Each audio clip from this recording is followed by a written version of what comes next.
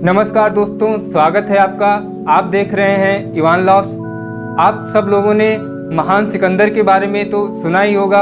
अगर नहीं सुना है तो और भी अच्छी बात है, क्योंकि हम उसे अपनी अगली स्टोरी में अच्छे से कवर करने वाले हैं। तो हमने उसको महान इसलिए कहा क्योंकि उसने इतनी छोटी सी उम्र में, हम उसको अपनी अगली स्टोरी में अच्छे से कवर करेंगे। तो पहले आप आज एक कहानी सुनो। इसमें एक कहानी नहीं बल्कि दो कहानियां हैं, तो वीडियो को पूरा देखना और चैनल को सब्सक्राइब कर लेना। तो चलो हम अपनी आज की कहानी शुरू करते हैं। जब सिकंदर भारत की यात्रा पर आया तो उसने एक कहानी सुन रखी थी। वह उसे कहानी ही मानता था, पर उसने कभी सोचा नहीं था कि यह बात सही होगी। उसने सुना था कि कहीं रास्ते पर मरुस्थलों में कोई एक झरना है, जिस झरने का पानी पी लेने से आदमी अमर हो जाता है। सिकंदर जब आया तो उसने अपने सिपाहियों से कह रखा था कि पता लगाए रखना, जहाँ से भी गुजरो वहाँ तुम पता लगाए रखना कि वह झरना कहाँ है। और आखिर वह एक दिन आ गया जब उसे झरने का पता मिल गया। तो उसने झरने के चारों तरफ पहरा लगवा दिया और अकेला उस झरने के पास गया। एक छोटी सी गुफा में वह झरना था। वह अंदर गया। उस झरने का पानी बड़ा साफ था, जैसा उसने कभी नहीं देखा। उस पानी की चमक मोतियों जैसी थी। आज वह उसे पहली बार देख रहा था। सामने अमृत बहता देखकर उससे रहा नहीं गया।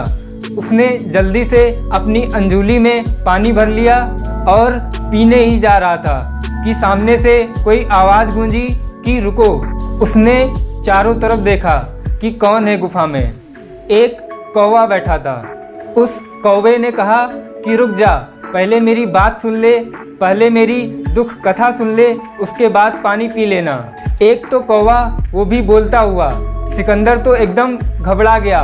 उसकी भरी अंजुली छूट गई और पूछा कि तुम्हें क्या कहना है। तो उस कौवे ने कहा कि जैसे तू सिकंदर है आदमियों में, वैसे मैं भी सिकंदर हूँ कौवों में। मैंने भी यह कहानी सुनी थी और मैं भी खोज में निकला था और अंत में यह झरना मुझे मिल गया था।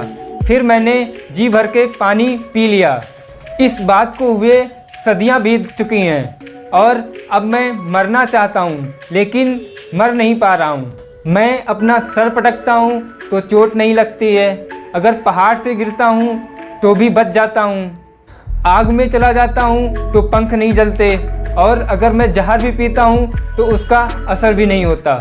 और अब मुझे मरना है। मैं थक गया हूँ। मैं कब तक जीता रहूँ और किस लिए जीता रहूँ। अब यह ज़िंदगी बहुत बोझ मालूम होती है। और अगर तुम्हें कुछ पता हो ऐसी किसी जगह का जहाँ अमृत को काटने वाली कोई दवा मिलती हो, तो उसका पता मुझे बता दो। और मेरी कथा सुनने के बाद भी अगर तुम्हें पीना हो तो पियो, लेकिन सोच लेना, इसके बाद तुम कभी मर नहीं सकोगे। सिकंदर ने 2 क्षण सोचा और फिर वहाँ से वह भागा कि कहीं लालच में वह उस जल को पी ना ले।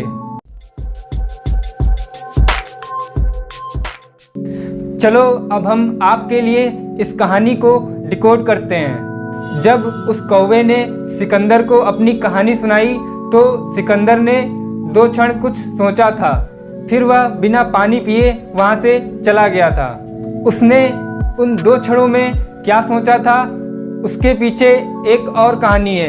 उसे जानना आपके लिए बहुत ज़रूरी है, तो मैं शॉर्ट में आपको वो कहानी भी समझाता हूँ। सिकंदर जब हिंदुस्तान आने वाला था, उससे पहले वह एक फ़कीर से मिला था।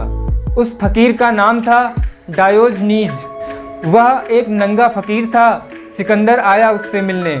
सर्दी की सुबह थी। वह अपने झोपड़े के बाहर सुबह की धूप ले रहा था। सिकंदर आया और उसके सामने खड़ा हो गया तो सिकंदर की छाया पड़ने लगी डायोजनीज पर। सिकंदर ने कहा कि शायद आप मुझे जानते नहीं, मैं हूँ महान सिकंदर, अलेक्जेंडर द ग्रेट। वह फ़कीर ज़ोर से हंसने लगा और उसने कहा कि मैंने तुझ जैसा छोटा कोई आदमी नहीं देखा जो अपने मुंह से अपने को महान कहता है। सिकंदर तो एकदम से चौंक गया। कि सिकंदर से कोई ऐसी बात कहे। अगर वो एक छुरा भी भोंक दे तो एक कपड़ा भी नहीं है शरीर पर जो आड़ बन जाए। और सिकंदर का हाथ तो एकदम तलवार पे चला गया। डायोनीज भी कम नहीं था। उसने कहा कि तलवार को अपनी जगह रहने दे, बेकार में मेहनत मत कर, क्योंकि तलवारें उनके लिए हैं जो मरने से डरते हैं। हम उससे पार हो चुके हैं। सिकंदर इतना बहादुर आदमी उस फकीर के सामने अपनी तलवार भी न निकाल सका। सिकंदर ने कहा कि फिर भी मैं आपके लिए क्या कर सकता हूँ। तो डायोजनीज ने कहा कि तुम मेरे लिए क्या कर सकोगे, पहले तो तुम थोड़ी जगह छोड़ के खड़े हो जाओ। धूप आ रही थी हमारे ऊपर और तुम सामने आकर खड़े हो गए। सिकंदर ने कहा मैं जा रहा हूँ फिर, लेकिन ऐसे आदमी से मिलकर जा रहा हूँ जिसके सामने मैं छोटा पड़ गया। अगर भगवान ने फिर जिंदगी दी तो अब की बार कहूँगा कि डायोजनीज बना दो। तो डायोजनीज बोला कि अगर भगवान मेरे हाथ पैर जोड़े और कहे कि सिकंदर बन जा, तो मैं कहूँगा कि इससे अच्छा कुछ बनाओ ही मत। फिर डायोजनीज बोला कि जाने से पहले मेरे एक सवाल का उत्तर देता जा कि इतनी दौड़ धूप, इतना शोरगुल, इतनी फौज लेकर तुम कहाँ जा रहे हो। सिकंदर के चेहरे पर एकदम से रौनक आ गई। उसका चेहरा खुश हो गया और कहा कि दुनिया जीतने जा रहा हूँ। पहले हिंदुस्तान जीतूंगा, फिर चीन जीतूंगा, फिर सारी दुनिया जीतूंगा। डायोजनीज ने पूछा कि फिर क्या करोगे। तो सिकंदर ने कहा कि इतने दूर तक अभी मैंने सोचा नहीं है, लेकिन आप कहते हैं तो सोचता हूँ कि आराम करूँगा। डायोजनीज फिर हंसने लगा। उसने कहा कि हम बिना दुनिया को जीते आराम कर रहे हैं और तुम पहले दुनिया जीतोगे, उसके बाद आराम करोगे। दुनिया कहाँ तुम्हारे आराम को खराब कर रही है। आओ हमारे झोपड़े में काफ़ी जगह है, हम 2 लोग भी रह सकते हैं। एक पल के लिए सिकंदर का मन बदला, लेकिन उसने इस बात को टाल दिया। इस घटना के कारण एक खास किस्म की उदारता उसके भीतर पैदा हो गई। युद्ध के प्रति उसका जुनून भी कम हो गया। चलो अब हम चलते हैं अपनी मेन कहानी पर। जब कौवे ने उससे कहा था कि तुम इस पानी को पीने के बाद कभी मर नहीं सकोगे, तो उसे अपने पिता के द्वारा कही हुई एक बात याद आ गई कि हमें कितनी ज़िंदगी मिली हुई है और हमें कितना जीना है ये तो हम तय नहीं कर सकते, लेकिन इस मिली हुई ज़िंदगी को कैसे जीना है ये हम ज़रूर तय कर सकते हैं।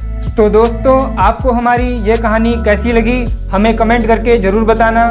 लाइक कर देना, वीडियो को शेयर भी करना और चैनल को सब्सक्राइब भी कर लेना।